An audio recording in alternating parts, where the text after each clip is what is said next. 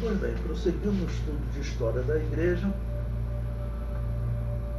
estamos na página 100. Vamos ao item 87 do material didático. Vamos falar da congregação cristã no Brasil. É uma igreja que ela é considerada pentecostal, mas ela, na verdade, ela é uma seita. Até as Assembleias de Deus, todos consideram ela uma seita. Uma das razões que nós sabemos que ela é seita é pregar aquela doutrina da predestinação, né? Mas ela é, além de ser uma igreja, que ela também considera que não existe outra igreja fora dela. Bom, 1911 da era cristã. Foi fundada, então, aqui no Brasil, no estado do Paraná. Essa é uma seita que mistura pentecostalismo com protestantismo. A doutrina dela, ela é protestante. A doutrina da salvação dela é pela predestinação, não é livre-arbítrio. Ela é, na verdade, uma igreja batista que deu esse nome. Bom, todas aquelas igrejas batistas, elas estão surgindo com nomes diversos, sendo que essa seria uma igreja batista protestante, e a linha que ele continuou seguindo é da batista protestante, em termos de doutrina da salvação. Tá bom? Ele crê na predestinação. O comentário prossegue. Segundo o censo de 2000, a congregação cristã representa 14% dos pentecostais do Brasil, tendo cerca de 2.489.079 membros. Ou seja, ela é um movimento muito grande. Não? Prossegue. Se somar os 14% de pentecostais heréticos da congregação cristã com as igrejas batistas protestantes, que também adotaram o pentecostalismo herético, apoiado sobre a parapsicologia, chegamos a um preocupante número de falsos pentecostais no Brasil.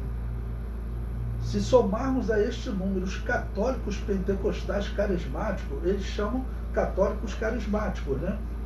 Então, eu chamo eles de católicos pentecostais carismáticos, que continuam cultuando os mortos, mesmo se dizendo que receberam os dons do Espírito Santo, mas mantêm o culto aos mortos, chegamos à conclusão que os verdadeiros pentecostais devem estar atentos a esse engano. Ou seja, existem igrejas parecendo ser pentecostais, mas na verdade elas não são. Okay? Bom, eu falo agora sobre alguns anabatistas, alguns batistas no mundo, né? Em 1912 vai se destacar Eric Johnson, é o item 88 aí do nosso material didático. Então nós vimos que em 1900 teve a chegada dos missionários das Assembleias de Deus, fundaram a Assembleia de Deus em 1911, e agora em 1912 vai chegar um outro missionário.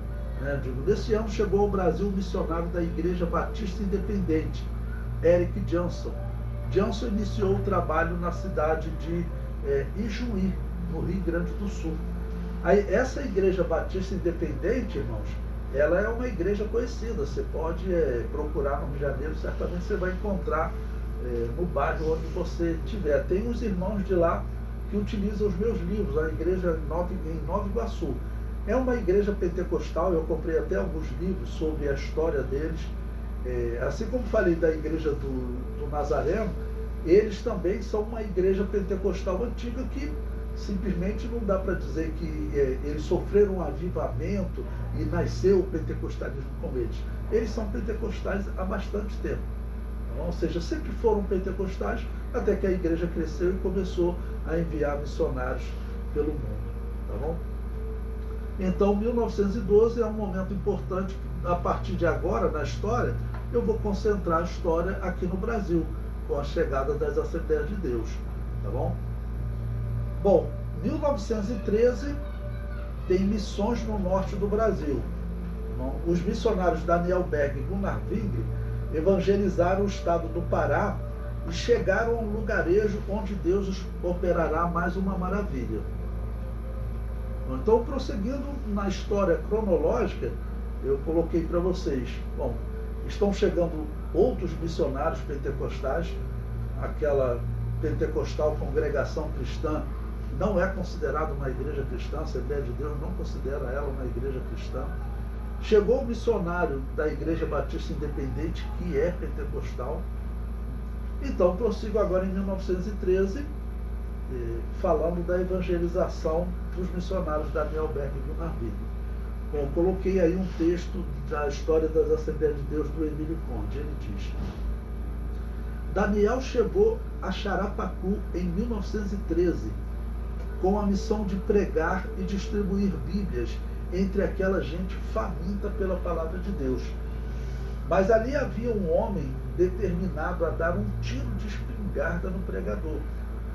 E só não o fez por ter perdido a espoleta da arma.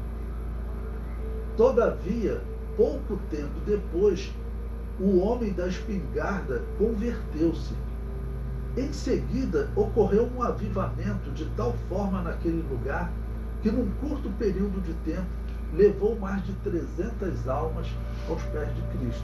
Então, essas foram algumas histórias que eu fui selecionando nesse princípio para vocês poderem tomar conhecimento. Outro ponto que eu destaquei, que ainda em 1913, essa igreja, né, recém-criada, dirigida pelo Daniel Berg e Gunnar Wigner, eles vão enviar um missionário para Portugal. Veja o que ele diz.